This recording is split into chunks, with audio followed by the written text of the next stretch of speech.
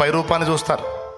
ఎందుకంటే మనుషుల హృదయాలు కనపడవు, పై రూపాలే కనపడితే కనుక మనుషుల ఎదుట కూడా మన ప్రవర్తన జాగ్రత్తగా ఉండాలి. ఎంతమందికి అర్థమైంది?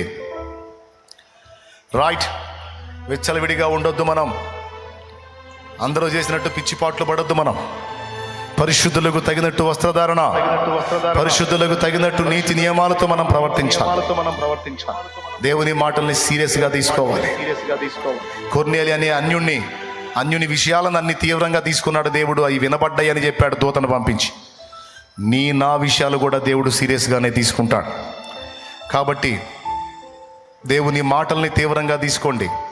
నువ్వు ఎంత సీరియస్గా దేవుని విషయంలో ఉంటావో అంత సీరియస్గా నీ విషయంలో దేవుడు స్పందిస్తాడు. దేవుని మాటలు, దేవుని ధనం, దేవుని సమయం, దేవుని సన్నిధి, ఈ 4 విషయాల్లో కేర్ఫుల్గా ఉండండి. దేవుడు అన్యాయస్తుడు కాదు.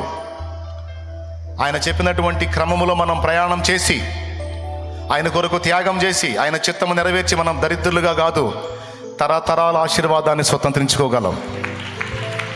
మనమే కాదు, మనకు పుట్టిన వారిని కూడా ఆయన ఆశీర్వదిస్తాడు.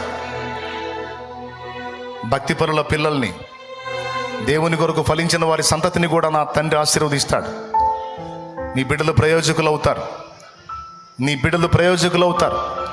నీ ఇల్లు ఆశీర్వదించబడుతుంది. నీ ఇంట సమృద్ధి నివసిస్తుంది. నువ్వు అనేక మందికి పిడికిలి విప్పి ఇచ్చే స్థితి నీకు వస్తుంది. ఆ స్థాయిని దేవుడు నీకు ఇస్తాడు తప్పకుండా. నువ్వు అనేక మందికి ఇచ్చేదావు కానీ అప్పు చేయవు. ఆ స్థితికి దేవుడు తెస్తాడు నిన్ను. కానీ దేవుని విషయాలు తీవ్రంగా తీసుకోవాలి.